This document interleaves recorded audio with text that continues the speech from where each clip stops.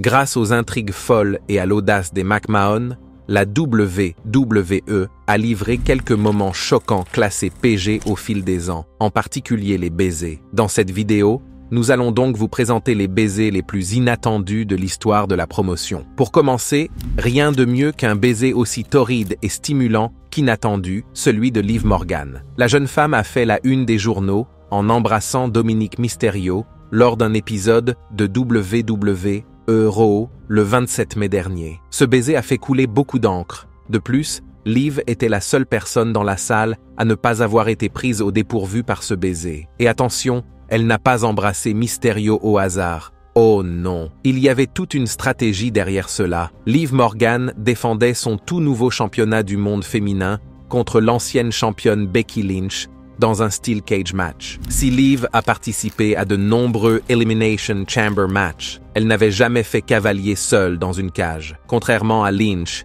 qui s'est battue avec Trish Stratus dans une cage en 2023. Mais c'est là que les choses deviennent intéressantes, comme lors de leur match au King and Queen of the Ring, il y a eu une intervention d'une source inattendue, Dominic Mysterio. Il est entré en trombe, a ouvert la porte de la cage et a incité Becky Lynch à la franchir. Mais ses collègues du Judgment Day, JD McDonagh et Finn Balor, se sont précipités vers l'extérieur, lui conseillant de ne pas s'en mêler. Mais il y a un petit problème. Braun Strowman a traqué McDonagh toute la nuit et se présenter aux abords du ring n'était pas vraiment la chose la plus intelligente à faire. C'est le chaos absolu. Braun Strowman s'est lancé à toute vitesse à la poursuite de McDonagh, mais dans le feu de l'action, il a percuté Mysterio qui est tombé dans la porte de la cage. Et devinez qui se trouvait de l'autre côté? Ce n'est autre que Becky Lynch qui a reçu un coup brutal en plein visage. Liv Morgan a saisi sa chance et s'est échappée, gardant le titre de championne du monde pour un jour de plus. Et juste quand vous pensiez que les choses ne pouvaient pas être plus folles, il y a plus. Alors que Morgan et Dominic Mysterio se regardent dans les yeux sur la rampe d'accès, elle se penche vers lui et l'embrasse. Mysterio a eu l'air totalement pris au dépourvu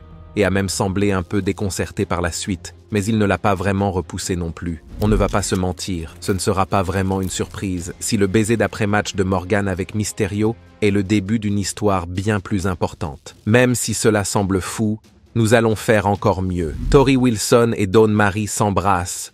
Oui, vous avez bien entendu. Nous savons ce que vous pensez et nous sommes d'accord. C'est déjà assez choquant de voir nos catcheuses préférées s'embrasser en direct, mais un baiser de femme à femme, c'est d'un tout autre niveau. Et le plus fou, c'est que cela s'est passé en 2002, à une époque où les règles de la télédiffusion étaient beaucoup plus strictes. Bien que ces deux femmes n'aient pas été les divas les plus couronnées de succès en termes de titres et de championnats, elles en ont fait suffisamment pour être considérées comme des icônes. Torrie Wilson, tout d'abord, était une compétitrice de fitness devenue catcheuse. Elle a passé 7 ans à la WWE, qu'elle a rejointe en 2001 dans le cadre du scénario de l'invasion. Wilson était connue pour son gimmick de fille d'à côté glamour et sexy, son style de catch extrêmement technique. Elle avait une sacrée finition, et aussi pour avoir fait partie des Devils de Vince. Bien qu'elle ait quitté la compagnie sans aucun championnat majeur, Torrie a été intronisée au Hall of Fame de la WWE en 2019. Dawn Marie, en revanche, a eu une carrière moins passionnante pour rester dans le coup. Ancienne agent immobilier et manager,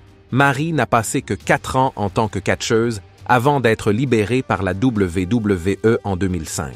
Sa sortie a cependant fait parler d'elle, car elle a intenté un procès à la WWE pour l'avoir libérée parce qu'elle était enceinte. La partie la plus remarquable du personnage de Dawn Marie est sa querelle avec Torrie Wilson, qui aboutit à ce moment inoubliable. En effet, dans le cadre de cette querelle, Marie a commencé à sortir avec le vrai père de Torrie Wilson, Al Wilson, afin de la narguer et de la faire chanter pour qu'elle couche avec elle. De fil en aiguille, comme dans un film de Disney, Marie est tombée amoureuse d'Al et les deux se sont fiancés. Avant que leur mariage kayfabe ne puisse avoir lieu, Dawn Marie a fait un dernier geste pour obtenir Torrie Wilson, comme elle l'avait toujours voulu. Wilson devait passer la nuit avec elle dans une chambre d'hôtel et elle annulerait le mariage. Torrie a finalement décidé de se rendre dans la chambre d'hôtel, mais personne n'a su ce qui s'y était passé, jusqu'à Armageddon 2002, lorsque Dawn Marie a montré des images de cette rencontre dans la chambre d'hôtel, et c'était plus sauvage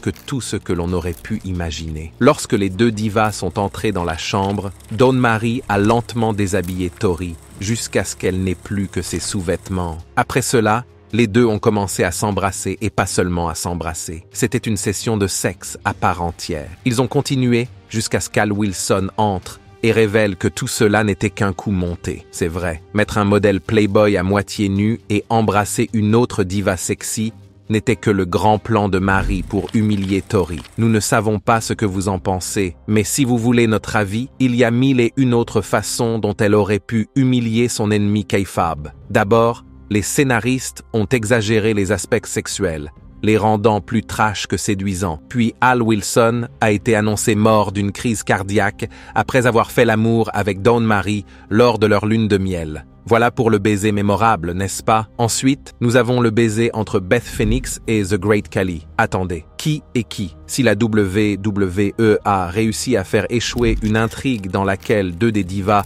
les plus sexy de l'histoire s'embrassaient, comment a-t-elle pu réussir un baiser entre un géant et une femme aux traits si masculins? Eh bien, nous allons vous dire ceci. Cette histoire a été élaborée avec plus de soin et elle a servi à quelque chose. Beth Phoenix a été l'un des personnages féminins les plus réussis de la WWE grâce à son expérience dans le catch depuis le lycée. Avant de rejoindre la WWE en 2005, Beth avait travaillé dans un certain nombre de promotions indépendantes, si bien qu'en arrivant à la promotion basée à Stanford, elle avait toute l'expérience nécessaire pour devenir championne de la WWE. À la fin de sa carrière à plein temps dans la compagnie en 2012, Beth a été 3 fois championne féminine de la WWE et championne des divas de la WWE. Elle deviendra par la suite la femme la plus rapide à être intronisée au Hall of Fame de la WWE et la plus jeune intronisée dans l'histoire de la compagnie à l'âge de 36 ans. Outre son physique imposant et sa force, Beth Phoenix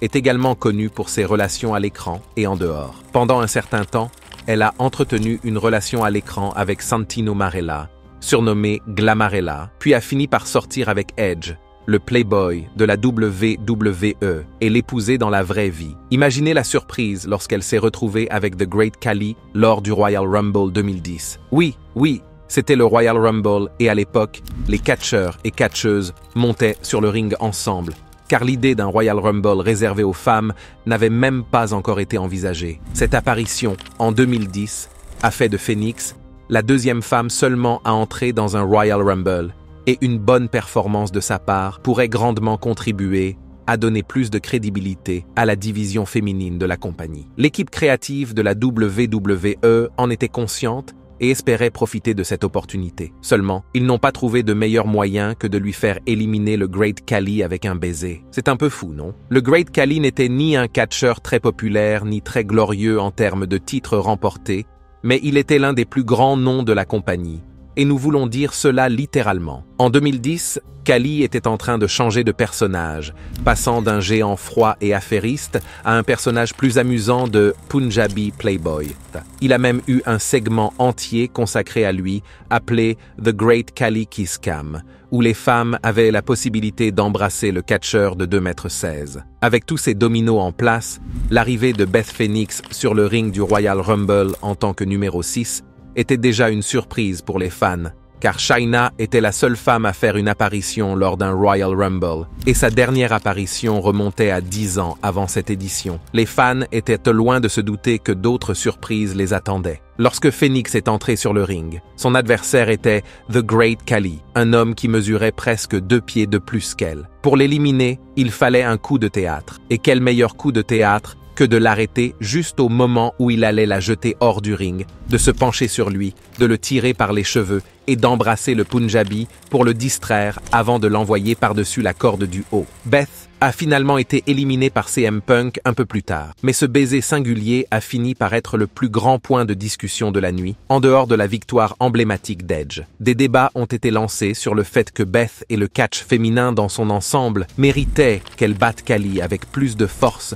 qu'avec un simple baiser. D'autres étaient simplement heureux de voir une femme participer au Royal Rumble pour la première fois depuis 10 ans. L'équipe créative de la WWE n'en a pas tenu compte. Elle a offert aux fans quelque chose de totalement inattendu et a suscité de nombreuses réactions. C'est donc un travail bien fait. Nous aimerions pouvoir en dire autant de ce prochain baiser. Vince McMahon et Trish Stratus. Si vous avez suivi de près les vidéos sur notre chaîne, vous savez que ce n'était qu'une question de temps avant que Vince McMahon n'apparaisse dans cette liste. Le président de la WWE, qui fait actuellement l'objet d'une enquête fédérale pour une tonne d'infractions à caractère sexuel, a eu plus de rapports à l'écran avec plus de divas qu'il n'est permis par la loi. C'est comme s'il s'était mis en tête d'avoir une liaison avec tous les plus grands noms de la compagnie, en particulier dans les années 90 et au début des années 2000. Il y a eu son épisode avec Tori Wilson, alors qu'elle venait juste de rejoindre la compagnie, un autre avec Stacy Keibler, une brève liaison avec Candice Michel et une relation à l'écran apparemment sans fin avec Sable qui semblait durer éternellement. De toutes ces escapades, cependant, les scènes les plus inattendues ont été celles avec la magnifique et voluptueuse Trish Stratus. Alors que les fans de catch de la jeune génération connaissent Trish Stratus comme la vétérante qui est revenue dans la compagnie à WrestleMania 39 et qui s'est battue avec la bien-aimée Becky Lynch, les vrais fans de catch savent qu'elle est bien plus que cela. En fait, Trish pourrait être considérée comme l'une des 10 plus grandes catcheuses que la WWE ait jamais eue. En seulement 7 ans de travail à temps plein entre 1999 et 2006, Trish est devenue une fois championne hardcore de la WWE, 4 fois WWE Babe of the Year et a été élue par les fans du monde entier diva de la décennie. De plus, elle détient également le record du plus long règne d'une championne du 21e siècle, ayant détenu le titre de championne de la double fée WWE pendant une période interminable de 448 jours. Rien qu'en se basant sur son palmarès, on peut dire que Trish Stratus avait autant de talent et de pouvoir qu'une diva aurait dû en avoir. Et elle était définitivement belle. Bien trop belle pour que Vince McMahon ne l'ajoute pas à sa liste de relations à l'écran. Ainsi, moins d'1 an après son arrivée au sein de la société, une intrigue a été lancée dans laquelle Trish est devenue la petite amie du président du conseil d'administration. Selon l'intrigue, le mariage de Vince s'est brisé et il a annoncé que lui et Linda allaient divorcer. Suite aux abus mentaux accumulés et au traumatisme du divorce, Linda McMahon a fait une dépression si terrible qu'elle a dû être déplacée en chaise roulante, car elle était dans un état comateux. Rappelons que tout cela faisait partie d'une intrigue qui avait déjà irrité certains fans, principalement parce qu'elle n'avait pas de finalité pratique. Mais ce n'est pas pour autant que Vince McMahon a décidé de l'abandonner, loin de là. Tout s'est déroulé lors d'un épisode de SmackDown en 2001. Pendant l'émission, Vince a fait monter Linda McMahon sur la scène avec Trish à ses côtés. Les fans attendaient la suite des événements quand soudain, Vince a attrapé Trish Stratus et les deux ont commencé à s'embrasser passionnément sous les yeux de Linda McMahon qui les regardait, impuissante. À un moment donné, le Sherman et la Bombshell étaient en train de se manger le visage l'un l'autre, les langues tirées et tout le reste. Nous ne savons pas ce que vous en pensez, mais pour la plupart des fans, ce moment est passé du sensuel à l'ignoble en quelques secondes. L'histoire s'est encore aggravée dans les semaines qui ont suivi, comme vous le verrez dans notre vidéo sur les images les plus dérangeantes de Vince McMahon, qui est allé trop loin. Si vous ne l'avez pas encore vu, n'hésitez pas à y jeter un coup d'œil. Ce n'est qu'une théorie, mais il semble que la WWE ait quelque chose à voir avec le fait qu'une personne en fauteuil roulant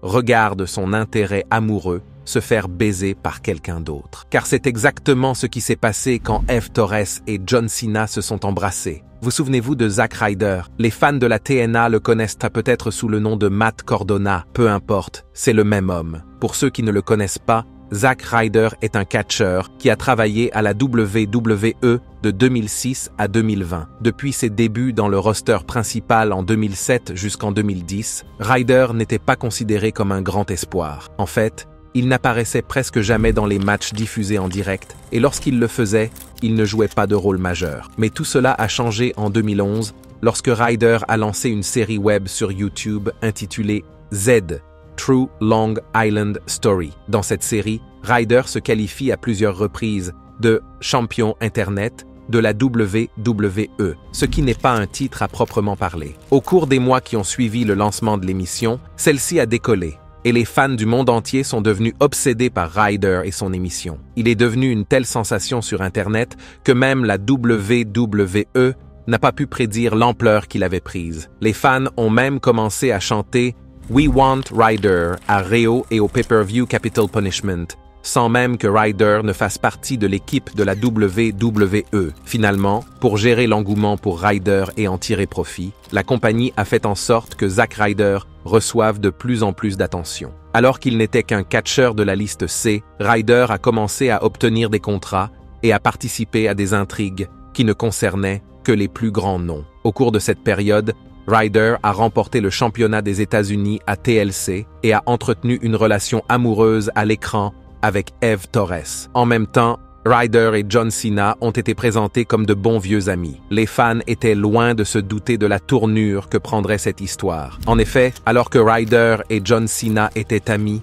ce dernier avait toujours une dent contre le Big Red Monster Kane. Comme une sorte de dommage collatéral, Ryder s'est fait tabasser par Kane lors de la préparation de l'édition de février 2012 de Raw. Le jour J, Kane a kidnappé Eve et l'a jetée dans une ambulance. Il a fallu que John Cena intervienne et domine Kane pour sauver Eve du démon préféré du diable. Rappelons qu'à l'époque, Eve Torres était la petite amie de Zack Ryder et que John Cena était son ami intime. Imaginez la surprise lorsque, en sortant de l'ambulance, Eve Torres embrasse John Cena de façon très sensuelle et torride en guise de remerciement, peut-être. Quoi qu'il en soit, la caméra a ensuite fait un panoramique et devinez qui était là, assis dans un fauteuil roulant, regardant sa femme lui être enlevée. Ce n'est autre que Zack Ryder, en fauteuil roulant, suite à sa précédente rencontre avec Kane. Ryder a été forcé d'assister, horrifié, au baiser de son ami avec l'amour de sa vie. Les choses ont empiré pour Ryder,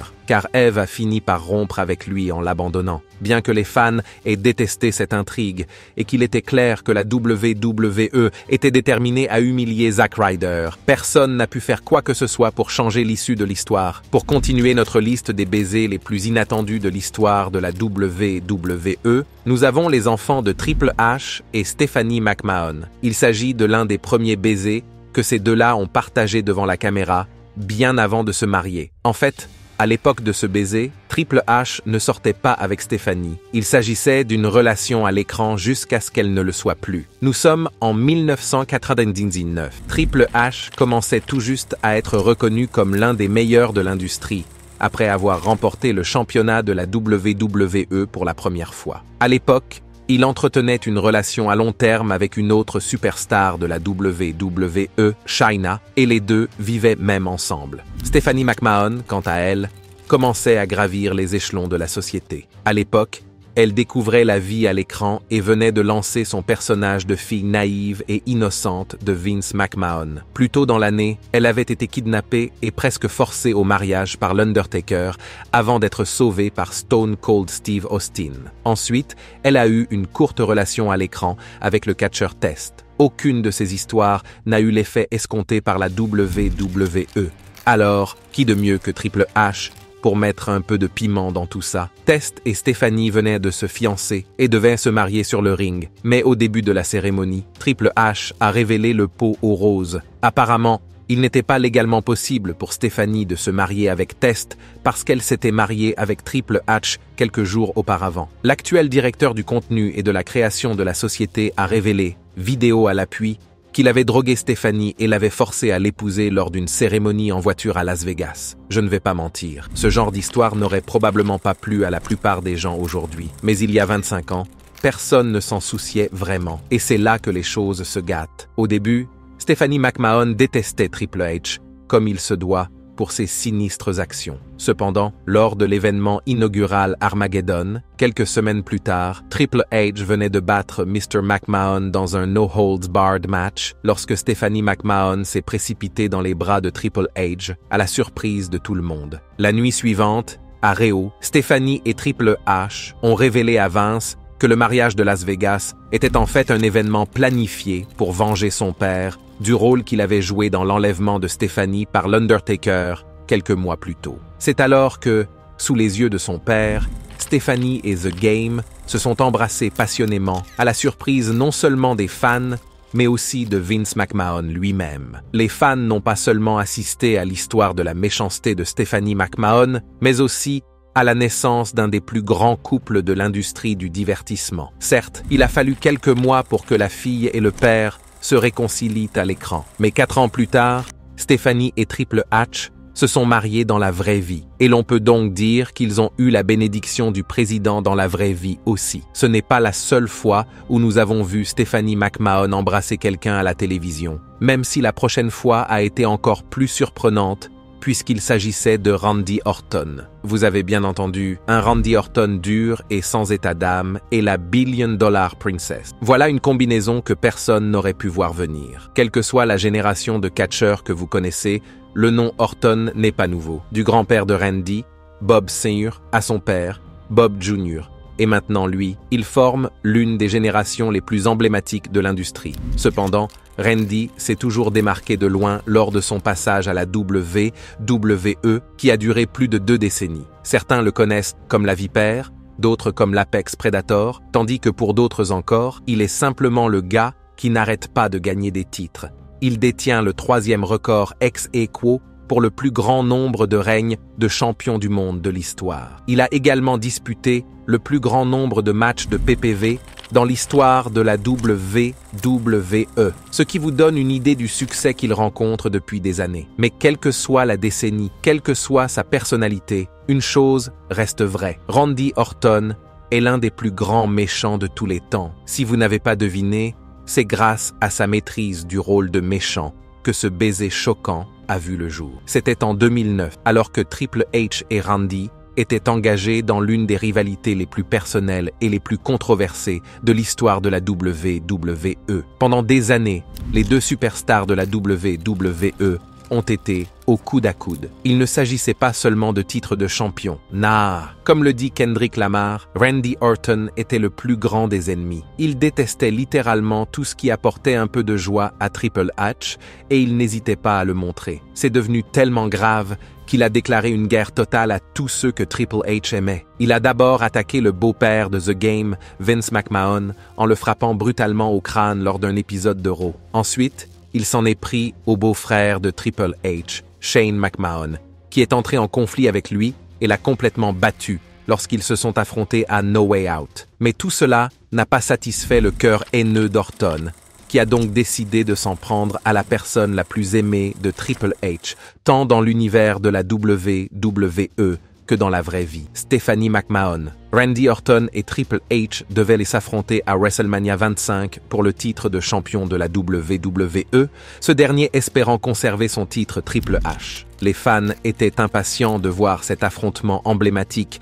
mais Orton ne pouvait pas attendre aussi longtemps. Ainsi, lors de l'avant-dernier épisode de Raw, Randy Orton a attaqué Stephanie et Triple H lors de la préparation de WrestleMania 25. Et disons que ce n'était pas l'un des meilleurs jours de Triple H, car il a été complètement dominé et a fini par être menotté aux cordes par Orton.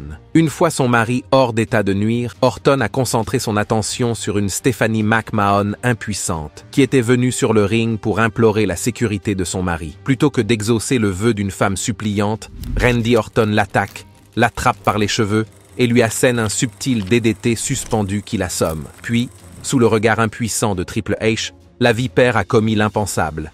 Il a embrassé Stephanie McMahon inconsciente. C'est une chose de battre un homme devant sa femme. C'est une chose diabolique d'aller jusqu'à attaquer la femme. Mais il faut être diabolique pour faire quelque chose d'aussi sinistre que d'embrasser la femme que l'on a neutralisée et d'obliger son mari à regarder ce qu'il fait. Ce moment est sans surprise considéré comme l'un des plus grands moments heel de l'histoire de la compagnie, cimentant la place de Randy Orton en tant que méchant ultime. Encore un avant de partir. Nous avons un baiser particulier entre Lita et Edge. En tant que couple, Lita et Edge avaient sans aucun doute l'une des meilleures alchimies que les fans aient vues dans l'univers de la WWE. Et en tant qu'individus, ils sont tous les deux les catcheurs les plus sexuellement actifs dans le monde kayfabe de la WWE. Ils ont tous deux eu plusieurs relations à l'écran et se sont embrassés à de nombreuses reprises en direct. Ils ont même vécu l'un des moments les plus controversés de l'histoire de la compagnie lorsqu'ils ont tourné une scène de sexe en direct sur le ring, sous les yeux de milliers de fans dans l'arène et à la maison. Mais nous ne parlerons pas de tous les baisers de l'époque, nous parlerons plutôt de l'un des tout premiers. En 2005, Edge, la superstar Rated R, vivait le meilleur moment de sa vie. Il avait remporté le premier Money in the Bank ladder match à WrestleMania 21 et était en train de devenir la plus grande superstar de la compagnie. Pour couronner le tout, Edge développait une relation avec l'une des divas les plus en vue de la compagnie, Lita. Le seul problème, c'est que Lita était mariée à Kane à cette époque. L'histoire qui a réuni le démon rouge et Lita est assez troublante puisqu'elle implique que Kane a violé Lita et l'a mise enceinte au cours de l'année 2004. Ils ont fini par se marier jusqu'à ce qu'Edge entre en scène et ait une liaison en coulisses avec Lita. Tout s'est accumulé jusqu'à ce que le drame se produise en mai 2005, lors d'un épisode de Raw. Edge et Kane s'affrontaient dans un match très tendu, au cours duquel l'arbitre a été renversé. Alors que l'arbitre est à terre, Edge tente de profiter de l'occasion en frappant Kane avec sa mallette Money in the Bank. Mais devinez comment la mallette est arrivée sur le ring. Ce n'est autre que la femme de Kane, Lita. Ce coup d'éclat avec la mallette a permis à Edge de remporter la victoire. Mais les surprises ne se sont pas arrêtées là. Sur le ring, alors que Kane semble choqué, Lita et Edge s'enlacent et commencent à s'embrasser. Ce moment a donné naissance à l'un des couples les plus chauds de la WWE et a permis de justifier la fin du traumatisme subi par Lita. Qu'est-ce qui vous choque le plus ou vous dérange le plus? Faites-nous part de vos impressions dans la section des commentaires. Et avant de partir, n'oubliez pas d'aimer cette vidéo et de vous abonner à Ring Rivals pour ne pas manquer les prochaines.